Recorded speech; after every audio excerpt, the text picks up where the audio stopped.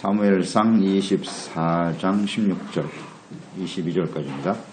사무엘상 24장 16절 22절 찍습니다. 다윗이 사울에게 이같이 말하기를 마침에 사울이 이르되 내 아들 다윗아 이것이 내 목소리냐 하고 소리를 높여 울며 다윗에게 이르되 나는 너를 학대하되 너는 나를 선대하니 너는 나보다 의롭도다. 내가 나 선대한 것을 오늘 나타냈나니 여호와께서 나를 내 손에 넘기셨으나 내가 나를 죽이지 아니하였도다. 사람이 그의 원수를 만나면 그를 평안히 가게 하겠느냐. 내가 오늘 내게 행한 일로 말미암아 여호와께서 내게 손으로 갚으시기를 원하노라.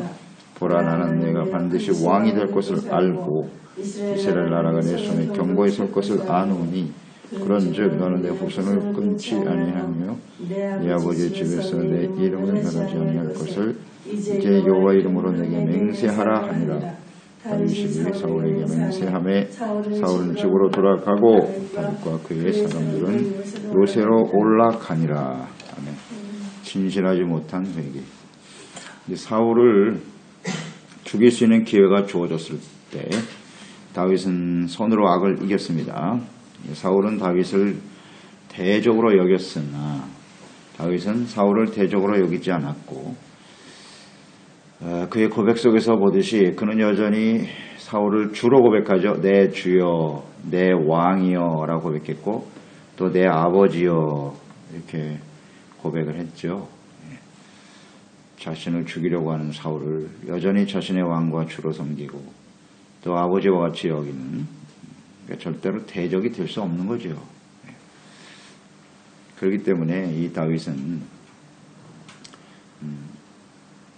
사울과는 분명한 차이를 보이고 있다는 것을 알 수 있어요. 또 무엇보다도 억울한 일이 있지만 의의 재판장이신 하나님께 모든 판단을 맡겼어요. 맡겼고 또 원수 갚는 것이 하나님께 있다는 사실이죠. 이것을 분명히 알고 있었기 때문에 악을 악으로 갚지 않고 선으로 악을 이겼다. 이게 참 중요한 말씀이거든요. 근데 우리 악한 사람을 대하면 우리도 똑같이 갚아주고 싶단 말이죠. 근데 그걸 악은 또 다른 악을 낳는다는 얘기거든요. 그러니까 악을 똑같이 대하면 그게 악이 되는 거예요. 그러니까 상대방이 악으로 대하지만 우리는 선으로 대해야 된다는 거죠. 이것을 항상 조심하자는 거 계속 묵상하고 있는 겁니다. 그래서 예수님께서 왼뺨을 때리면 오른뺨도 돌려대라. 굉장히 중요한 말씀이거든요. 그러니까 왼뺨을 딱 맞았을 때 나도 같이 때리면 그게 악이 되는 거예요. 악을 악으로 갚는 게 되는 거라니까요. 그 말씀 우린 잘 좀 생각해야 돼요. 이 다윗은 너무나 억울하잖아요. 이 사울에게 지금 악한 일을 당하고 있는데 이것을 똑같은 방법으로 갚아주려고 하면 그게 악이 됩니다. 다른 사람의 잘못으로 인해서 나도 범죄할 수 있다는 사실, 이것을 우리가 좀 간과하는 것 같아요. 근데 정당방위다 뭐 이런 생각을 자꾸 하거든요. 이런 거 사회법으로 보면 정당방위로 보이죠. 그러나 하나님께서는 그런 악한 사람도 악으로 대해서는 안 돼요. 왜냐하면 가족이니까, 같은 형제이기 때문이에요. 불신자인 경우에, 이방인인 경우에는 좀 다르죠. 하지만 같은 형제와 가족이니까 악으로 갚아서는 안 된다는 거 잘 생각해야 합니다. 이것이 사울을 죽일 수 있는 기회가 다윗에게는 손으로 악을 이길 수 있는, 그러니까 어떻게 대처하느냐 하는 하나의 시험이다. 이런 것을 우리가 묵상했죠. 그리고 이 다윗이 승리할 수 있었던 가장 중요한 요인 중에 하나는 대적으로 보지 않았다는 거죠. 그러니까 우리의 싸움은 혈과 육에 대한 싸움이 아니라 그 배후의 역사는 악한 영들과의 싸움이라는 것을 놓치면 안 돼요. 자꾸 사람들하고 싸우려고 하지 말란 말이에요. 악한 영과의 싸움이라는 것을 정확하게 알고 있었다. 그러니까 우리의 대적이 누구냐? 우리의 싸움의 대상이 누구냐? 이걸 잘 알고 있어야 돼요.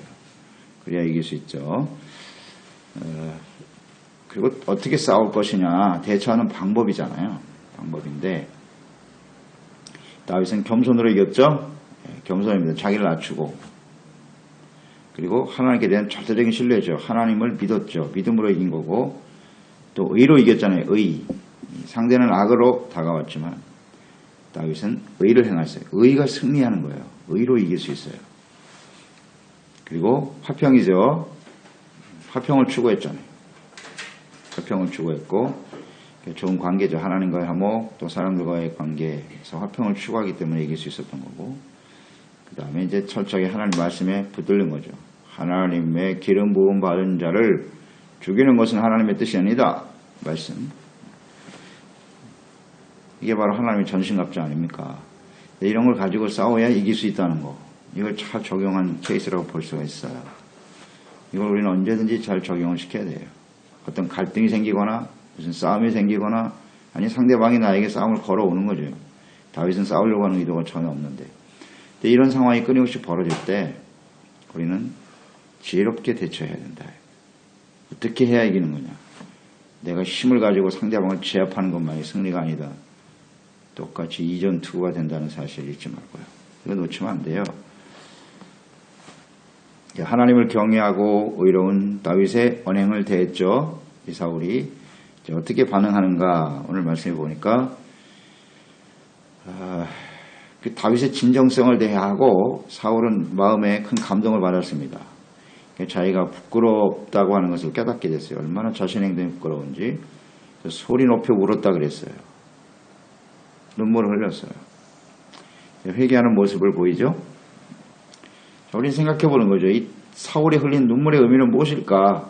눈물의 의미는 진정한 회개의 진실한 눈물일까요? 그렇지 않다는 것을 우리는 얼마 가지 않아도 발견하게 될 거예요. 근데 분명한 것은 이 한순간만큼은 다윗의 행동에 크게 감동된 것으로 보여요. 자기를 죽일 수 있는데 죽이지 않았으니까.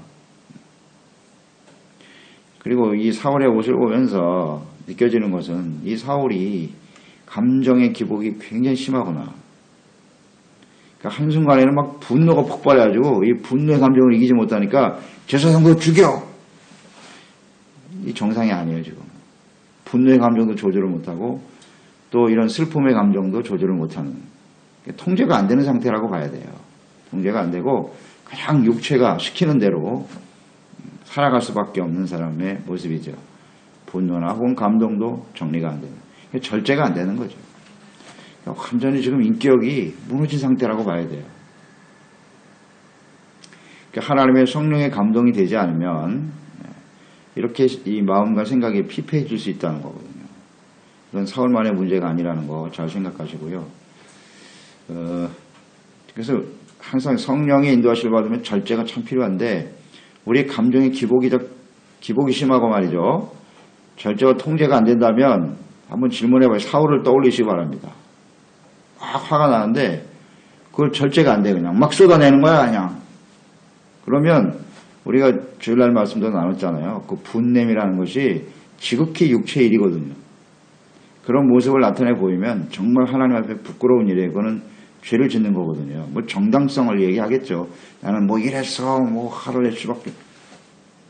그건 합리화시키는 것일 뿐이고 이 조절이 안 되고 터지는 순간 우리는 사울을 떠올리면 돼요. 아 내가 이게 조절이 안 되는구나. 육체의 일을 하고 있구나. 보세요. 감정의 기복이 얼마나 심한지 사울이. 그래서 눈물을 흘린다고 해서 그게 다 은혜는 아니더란 말이지. 이런 걸 우리 생각하게 되는 거예요.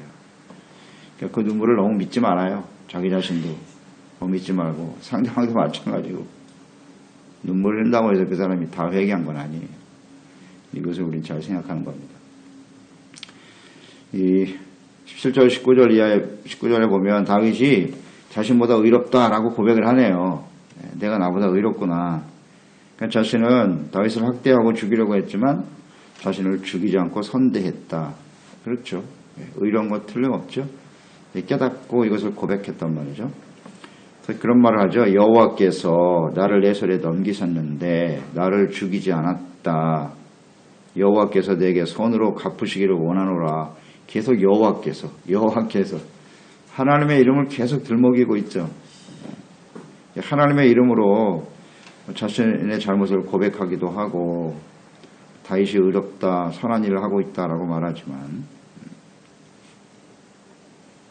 그러니까 이 지금 사울은 하나님을 뭐 모르진 않죠. 알고 있고 또 하나님의 선하신 뜻이 무엇인가 또 알고 있다고 봐야 되죠. 그런데 왜 자꾸 이렇게 사울은 다윗을 죽이려고 쫓아다니고 있나? 그러니까 알면서도 죄를 짓고 있는 거예요. 알면서도. 이런 게 바로 고음죄란 말이에요. 고의로 자신이 잘못하고 있다는 걸 알면서도 계속 거기서 벗어나지 못하는. 이게 참 안타까운 일이거든요. 정말 조심해야 될 일이고 우리가요. 잘못했다고 맨날 우리가 입술로는 고백을 하면서 계속 그 잘못에 붙들려 있어요. 거기서 벗어나질 못해요. 벗어나질 못해요. 또 똑같은 상황이 다가오면 또 범죄. 또 범죄. 참 쉽지 않아요. 그래서 이런 모습, 이 사울의 이런 고백이 진정성이 전혀 보이지 않는다는 것을 우리는 알게 되죠. 그러니까 회개라는 의미를 우리는 잘 생각해야 돼요. 회개는 지정의라고 그랬죠. 깨달음이 있어야 돼요. 먼저 내가 이게 죄다, 잘못하고 있다. 왜 깨달음이 보이죠? 지금 고백하고 있죠. 그 다음에 정적인 반응이 일어나야 돼요. 정말 자기의 죄 때문에 눈물을 흘리고 애통하고 그 죄를 미워하고 싫어하고 버리는 이 정적인 반응이 일어나겠죠. 그 다음에 이제 마지막에 의지적 단계잖아요. 그 죄를 버려야 돼, 떠나야 돼요. 그 자리에서. 그게 진짜 회개라고요. 그런데 이 사울은 1번, 2번은 보이나 3번은 글쎄. 보면 알죠. 이게 진정한 회개가 아닌지. 자, 그래서 우리도 항상 이 회개의 진정한 회개가 무엇인가를 항상 생각해야 돼요. 1번, 2번에서 머물렀다면 그건 회개가 아니거든요. 근데 자기는 회개했다고 착각하고 있어. 이게 문제라고. 돌아서야 돼요. 그래야 진짜 회개라고. 그러니까 사울이 지금 1번, 2번 깨달음과 지금 눈물까지 흘리고 있는데 이 사울이 회개가 진정한 회개가 되려면 어떻게 해야 돼요? 다윗을 왕으로 인정하고 데리고 가야죠. 자기가 왕에서 물러나야죠. 내가 왕이야. 그럼 물러나야지 되는 거지. 다윗을 데리고 궁으로 데리고 가야죠. 그래야 진짜 회개지. 근데 그렇게 했을까요? 보면 알죠. 더 이상 이 다윗을 추격하면 안 되는 거예요. 이제는. 회개에 합당한 열매를 맺었어야 하는데 20절 이하에 보면 다윗이 왕이 되어야 할 것을 알고 있네요. 고백하고 있어요. 고백합니다. 반드시 내가 왕이 될 것이다 하는 것을 내가 알고 있다. 반드시란 말을 썼고요. 이스라엘 나라가 내 손으로 강하게 될 거야. 이런 고백까지도 하네요. 다 알고 있네요. 그런데 사울이 가지고 있는 이 지식은 그저 단순한 지식일 뿐이고 이것을 하나님의 뜻으로 인정하지 않고 있다는 거죠. 이게 문제예요. 그게 하나님의 뜻이라는 걸 받아들여야지. 근데 모든 사람들이 다윗을 그렇게 인정하고 있으니까 그냥 어쩔 수 없이 인정하는 그런 지식인 것 같아요. 이게 하나님의 뜻이면 당연히 순종해야 되는 거 아니야? 이것이 문제예요. 그러니까 이런 하나님의 뜻이 아닌 단순한 지식으로 받아들였기 때문에 그는 그 지식이 오히려 다윗을 죽여서 자신의 권력을 유지하고 지켜야 된다는 행동으로 나타나는 거죠. 아시겠죠? 우리가 하나님의 말씀을 이렇게 배우고 들으면 사울처럼 하나님에 대해서 이렇게 말할 수 있어요. 단순한 지식을 가질 수는 있다고요. 그런데 그게 진정 하나님의 뜻이고 하나님의 말씀으로 받아들이지 않는 단순한 지식이라면 사울과 같은 모습으로 나타날 수밖에 없다는 거예요. 지극히 인간적인 판단을 하게 돼요. 그래서 자기한테 유리한 대로 이렇게 받아들이게 되는 거고. 보세요. 이거 얼마나 진정성이 있어 보이진 않지만 그래도 제대로 알고 있잖아요. 내가 왕이 될 것이고 이스라엘 나라가 당신 너로부터 강건하게 세워질 거야. 그 다음에 그 지식이 뭘 어떻게 해야 되는데. 그래서 쫓아가서 죽여야 된다? 이건 올바른 지식이 아니잖아요. 그래서 우리가 이런 오류에 빠지면 안 돼요. 이 사울과 같이 발끝마다 여호와 여호와 하나님의 이름을 부르고 말입니다.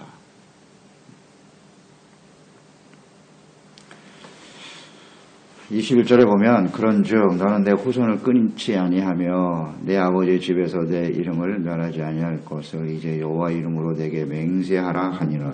그랬어요. 21절 보세요. 인정했어요. 내가 왕이 될 것이고 이스라엘 나라가 너를 통해서 강건하게 될 것인데 그러면 이제 어떻게 해야 되는데 21절 21절을 보면서 여러분 보세요. 두드러진 특징이 하나 보이지 않습니까? 뭐가 보입니까? 21절 고백 속에 뭐가 보이죠?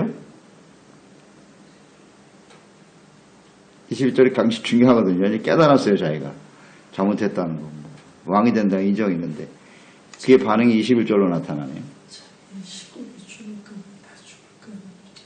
그러니까 거기 보면 내에다가 동그라미 쳐보세요. 몇 개나 나오나. 짧은 글에. 내 아버지, 내 이름. 자기 중심이잖아요. 자기 중심. 이게 여전히 자기 위주예요. 자기 위주. 내가 살아야 된다 이거예요. 내가 이러고 있어요. 이게 사울의 가장 중요한 문제예요. 심각한 문제라고요. 그러니까 하나님을 섬기고 주님을 섬기는 게 다 내 아버지, 내 집, 내 이름. 이거 지켜달라는 거예요. 이거밖에는 생각이 없어, 이 사람은. 안타깝잖아요. 자신의 안위만을 생각하는 사람이로구나. 이처럼 사울은, 이 짧은 문장이잖아요. 이 짧은 문장 속에 여호와의 이름이 계속 나오죠. 말할 때마다 여호와의 이름으로 막 계속 나오고 21절에도 여호와의 이름으로 막 이렇게 나오잖아요. 근데 20절을 한번 보실래요? 20절 가만히 보세요. 거기에 여호와의 이름이 있어요, 없어요? 20절에는 없어. 내 나라가 내가 왕이 될 것이고 내 나라가 이스라엘 나라가 강해질 것이다. 거기에 여호와 이름이 쏙 빠져있어요. 거기는. 저는 그렇게 그냥 묵상이 되더라고요. 그러니까 이게 하나님의 뜻으로 인정을 하면 거기에 여호와의 이름으로 들어가야죠. 여호와께서 내 나라를 강성하게 할 것이며 여호와께서 너를 왕으로 세워 이렇게 고백해야 되는 거잖아. 근데 여기는 여호와가 쏙 빠져있어요. 여기만. 그거 하나님의 뜻으로 인정하지 않겠다는 거예요. 그리고 여전히 자기를 위해서는 여호와의 이름을 들먹이는 거지. 이런 게 하나님을 이름을 망령되게 여기는 거예요. 이거 정말 조심해야 됩니다. 자기를 위한 일에는 여호와 이름을 계속 들먹이면서 하나님의 뜻을 받아들이는 데는 하나님의 이름이 빠져버렸어 정작. 이게 참 심각하고 이 사울의 문제가 오늘 우리의 문제는 아닌지 이런 모습이 우리의 모습은 아닌지 나의 유익과 나의 영광을 위해서는 하나님의 이름을 들먹이면서 말이죠. 지극히 인간적인 이 사람. 뭐 눈물을 흘렸을지 모르겠지만 올바른 무슨 잘못했다고 고백할 수 있지만 이건 가짜예요. 이런 회개는 진정한 회개가 아닙니다. 여전히 자기 중심이죠.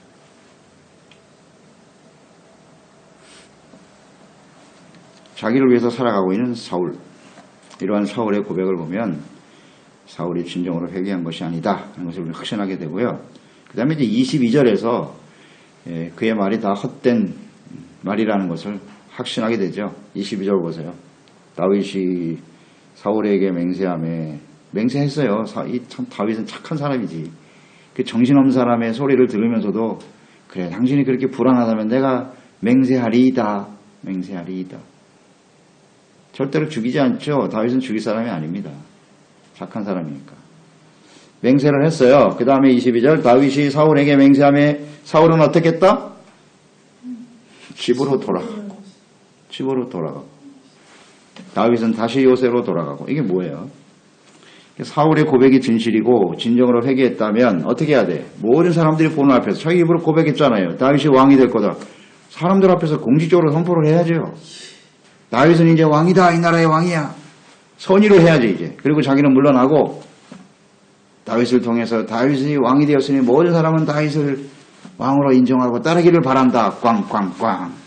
이게 진짜 회개 아니에요? 근데 그냥 다시 돌아가 버렸어. 다윗은 그대로 광야에 팽개치고 입술로는 내가 이 나라의 왕이라고 말해놓고 순 엉터리죠. 이런 게 엉터리예요. 이게 가짜 회개라고요. 그 다음에 또 보면 알겠죠. 또 죽이려고 덤벼드니까. 진정한 회개의 모습은 아니잖아요. 진실하지 못해요. 또 다윗의 입장에서 보면 다윗은 사울이 막 돌이키는 모습을 보니까 야 이제 사울과 함께 다시 집으로 돌아갈 수 있겠구나 하고 생각했는데